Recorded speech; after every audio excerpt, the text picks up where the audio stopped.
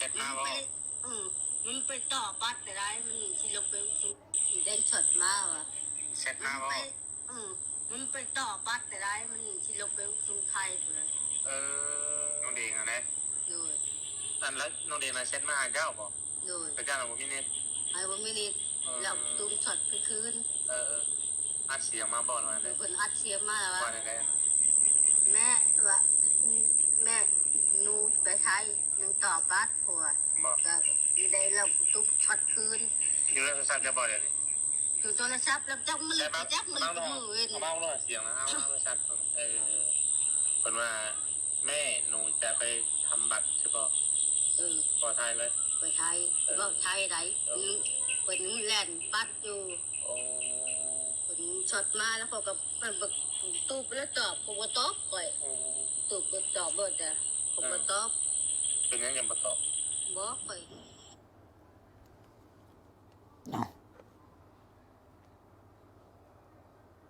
ทักทายสบายดีเด้อพี่น้องสู่คนแม่หนูกำลังจะไปทำบัตรว่าฉันดีพี่น้องด่วนอีกแล้วพี่น้องเฮ้ยมีเรื่องมาเราว่าสุพังอีกเลยโอ้หนวดกันเงาโค้งปันในจันหนวดเขี้ยวเลยเนาะนางบางละจันนะเด้พี่น้องสบายดีทุกคนเด้อบ่ว่าจะอยู่ฝั่งไทยฝั่งลาวหรือต่างประเทศยินดีต้อนรับทุกคนทุกท่านพี่น้องเนาะพบกันกับตุสิทธิ์ปันสุขอีกแล้วพี่น้องเส้นเก่าเส้นเคยพี่น้องเนาะมื้อนี้ก็สิมายินดีกับน้องแดงพี่น้องแดงกำลังสิโกอินเตอร์กำลังสิเดินทางออกนอกประเทศ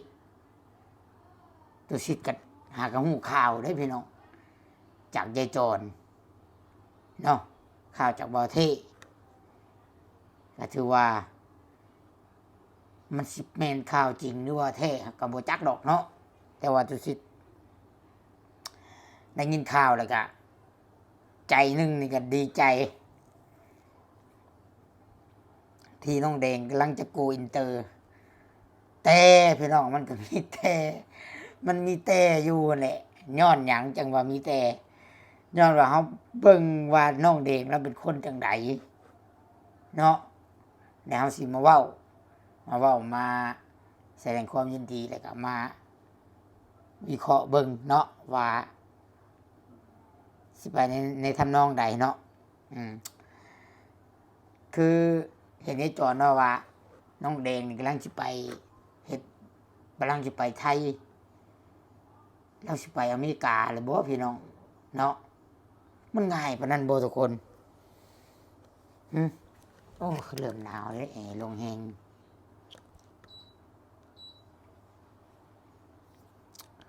มันง่ายปานนั้นบ่เนาะทุกคนเนาะอัน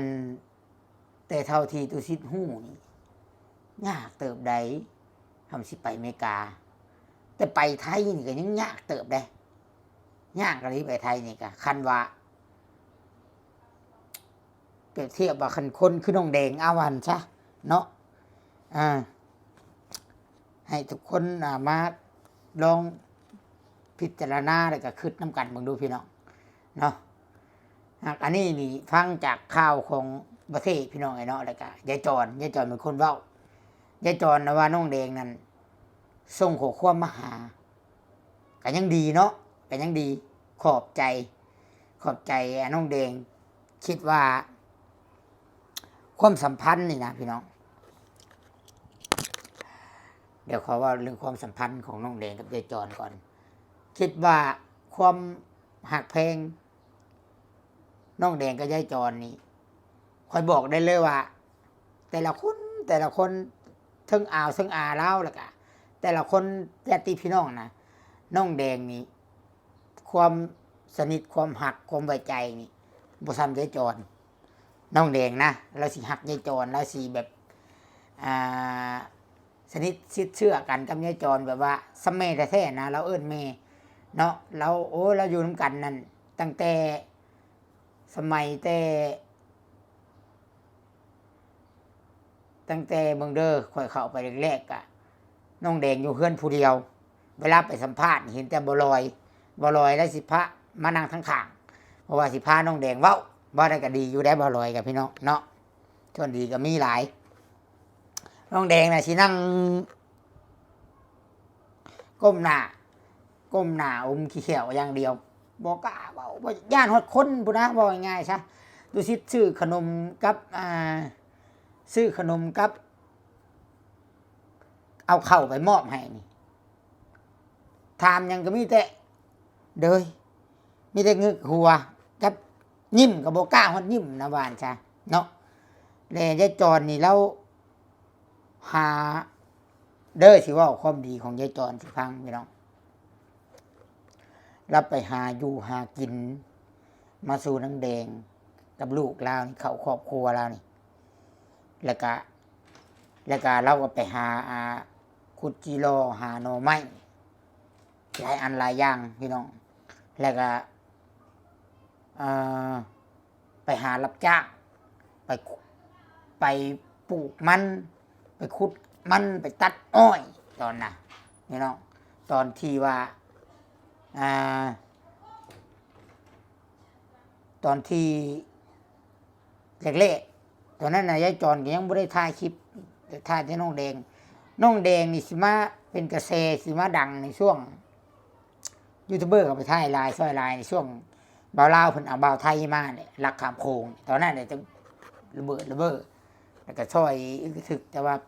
บ่ได้เป็นหัวเป็นหางหรือบ่ได้เฮือนจับพี่น้องเอ้ยเนาะอันนี้เว้าเรื่องความที่ยายจรเห็นบ่เป็นหยังน้องแดงแล้วจังมักแล้วก็มักหักยายจรแล้วก็ให้ความไว้ใจมีอย่างเราสิเราสุพังช่วงแรกๆนะยายจรนี่กับน้องแดงนี่พี่น้องหลังจากพ่อตายปุ๊บนี่ปัญหามันเกิดขึ้นนี่คือว่าง่ายๆว่าญาติพี่น้องนี่บีบยายจรกับน้องแดงต้องได้แยกจากกันอะไรก็ย่าต้องแยกเพราะว่าเขาย่านยายจรนี่บ่ง่ายว่าย่านมาเอามูลเอามั่งของน้องแดงของพ่อน้องแดงอะไรของน้องแดงอะไรว่าง่ายคันปล่อยให้อยู่ฮักกันไปหึงๆย่านน้องแดงนี่ยกหน้าให้แล้วก็ย่านว่าอันกับย่านแบบว่ายายจรนี่สิมีสิทธิ์มีอำนาจนำมาให้นำหน้าหลายก็เลย ตัดไฟแต่ต้นลมตัดไฟแต่ต้นลมเด้อสิเราสิพังแบบเว้าความจริงโลดพี่น้องเลยเนาะถึงหรือผิดทุกคนคอมเมนต์มาเด้ออันนี้ตัวซิดฮู้ดีเรื่องนี้เนาะคือว่าหลังจากนั้นก็พี่น้องทั้งเมทุกคนได้ฮู้ดีเนาะแบบว่าบีบนั่นได้ก็บีบโดยเฉพาะนี่ทางบ่อลอยกับเมียนี่บีบนั่นได้ก็บ่ให้อยู่ดึงออกจากกันเนาะคลิปก็ยังมีอยู่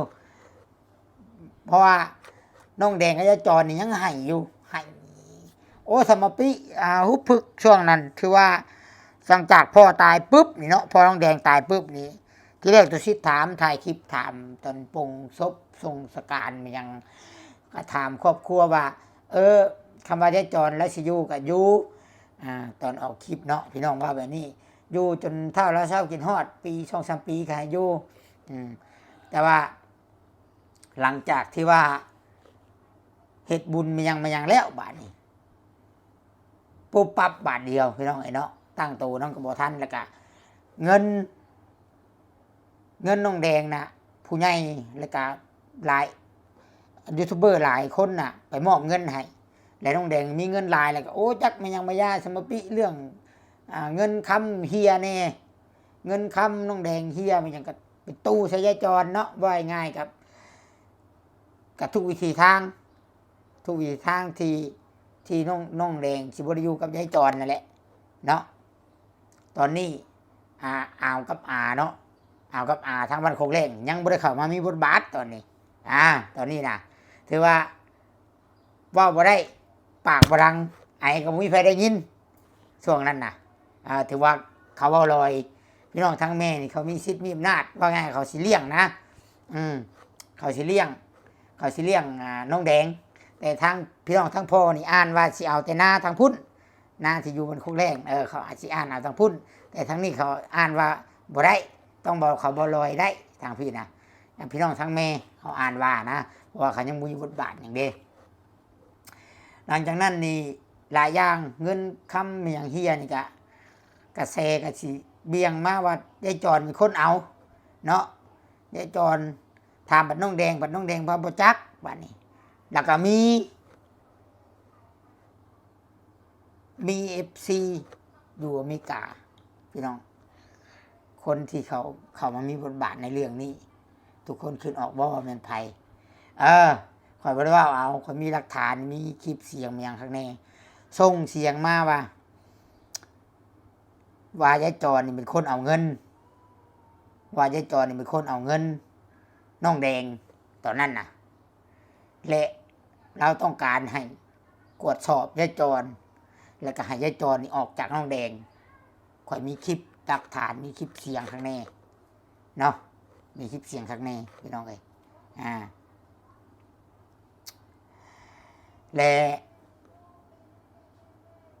บัดนี้นี่หลังจากนั้นมันเรื่องมันวุ่นวายแล้วเขาก็เว้าทั้งเขาบ่ลอยนะทั้งพี่น้องทั้งแม่นี่เขาก็ว่าอยู่บ่ได้เพราะว่าฮีดคองอยู่บ่ได้ต้องได้ส่งและเราสิรับเลี้ยงเอานางแดงทั้งที่นางแดงนี่เราบ่ได้อยากให้แม่เราเมื่อตะบิดนะเนาะเพราะว่า1เราก็ฮู้ว่านางแดงเป็นคนพิเศษเฮ็ดหยังก็บ่เป็นสิ้นเป็นอันเพราะแต่เพิ่มเพมบ่ง่ายยายจรหาให้กินยายจรนึ่งข้าวให้กินยายจรเฮ็ดเวียกล้างถ้วยเนาะเมียนเฮือนกับน้องชายเนาะว่าซั่นซะอยู่นำกันแล้วบัดนี้นี่หลายเรื่องหลายราวบัดนี้แล้วก็เลยว่าแนวใดก็ให้เมื่อหลังจากนั้นก็ดึงแยกออกจากกันเก็บเครื่องเก็บของขึ้นรถตู้ซิดก็ให้น้องแดงก็ให้ยายจรก็ให้ตั้งรักน้ำกับบ่ทันเนาะแล้วก็มาบัดนี้ต่อมาอีกหลังจากนั้นน้องแดงก็ยังน้องแดงกับยายจรนั่นก็ยังไปมาหาสู้กันแต่ว่าถึกกีดกันเรียบร้อยตอนนี้ให้แม่นให้เลยแหละไปพ่อกันหรือว่ายายจรมาหานี่ก็ถือว่าใส่หรือว่าน้องแดงไปนี่ก็ให้บ่ให้ไปทางใดเนาะบาทนี่เรื่องมันมาเกี่ยวมามันมีมันอยู่น้องแดงอยู่ยากมีพิษกันกับทั้งบลอยกับสาวแก้วบาดนี้พี่น้องเรื่องราวนะเรื่องเงินเรื่องหยังอะไรก็เลยนี่แหละบาดนี้พี่น้องทางพ่อมามีบทบาทบาดนี้มามีบทบาทมันอย่างต่างๆเลยกะคือทุกคนเห็นหลังจากนั้นบาดนี้ยายจรถูกตัดออกจากชีวิตน้องแดงช่วงที่ดราม่าที่ว่าน้องแดงมาลินแหละน้องแดงว่าสิมาเฮ็ดบุญให้พ่อแล้วน้องแดงอยู่เป็นทิศบัดนี้อยู่เป็นทิศเนาะเป็นทิศ2ทิศและบ่าวเท่เป็นคนเอามาบ่าวเท่ไปรับมากะทั้งเอาทั้งอากะเห็นข้างในฮู้ข้างในแล้วก็อนุญาตพี่น้องเนาะแล้วบัดนี้แต่ว่ามาบัดนี้มาแล้วบัดนี้น้องแดงบัดจักสิแม่นเราแต่งเรื่องหรือว่าเราเว้าแนวใดพี่น้องเนาะเราก็เว้าว่านี่อยากให้ขายนะว่าทั้งบ้านโนนสว่างนี้อยากให้ขายนะแล้วก็ยายจรเป็นคนเว้าบัดนี้เว้าออกคลิปอย่างไรให้บัดนี้ให้กระปื้อน้องแดงว่าถือคมเฮงอะไรว่าง่ายว่าถืออันให้ถือยังอะไรจักแม่นหรือบ่แม่นเนาะแต่ว่าเว้าออกคลิปยังมีอยู่คลิปบ่ที่ยังมีอยู่ก็เลยได้โอกาสบัดนี้ได้โอกาสก็เลยทั้งเอากับอานี่ก็ให้ทั้งยายจรแล้วก็เมื่อแล้วก็ตัดขาดเลยเท่าคู่มือนี่เนาะ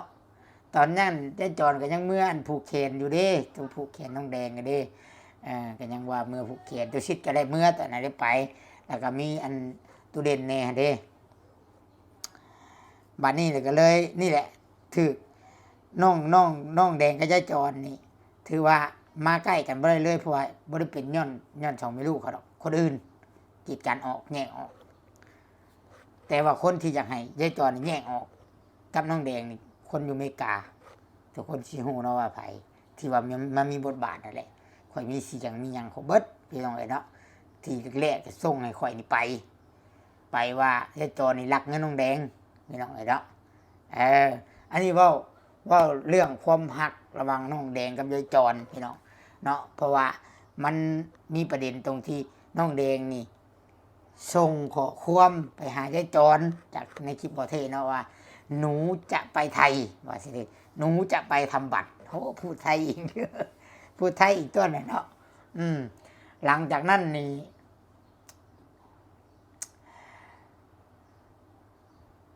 บัดนี้นี่คิดว่าน้องแดงนี่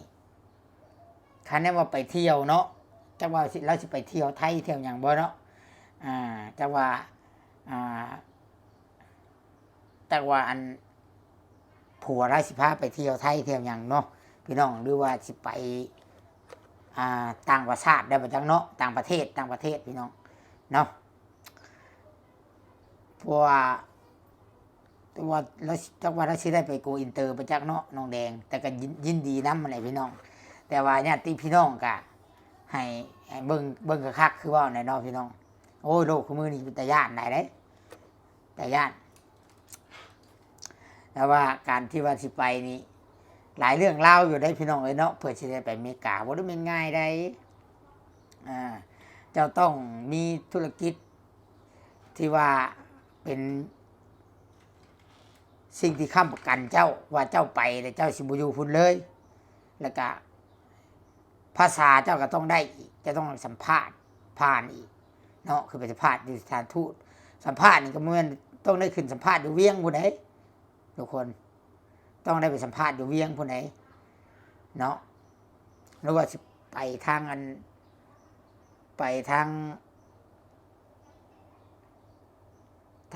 ทางไทยบ่ แต่ว่าต้องได้ขอวีซ่าอยู่ลาวคือเก่าเนาะเพราะว่าเป็นคนลาวจะต้องได้ขอวีซ่าอยู่ลาวเพื่อจะไปอเมริกามันไม่เป็นง่ายแต่ว่าช่วงนี้คือถ้ำแล้วโดนัลด์ทรัมป์ประธานาธิบดีเราบ่ให้เข้าประเทศเราแล้วตอนนี้ช่วงนี้นะเนาะคำว่าบ่แม่นบุคคลสำคัญน่ะดิแล้วจังแบบว่าให้เข้าอเมริกาคันเป็นเวียกเป็นงานน่ะนะแต่คำว่าท่องเที่ยวนี่คิดว่าคือว่าเราแบนได้ช่วงนี้เนาะเอาหรือว่าบางทีเราอาจจะไปฮันนีมูนกันก็มีเนาะเราก็เลยส่งข่าวมา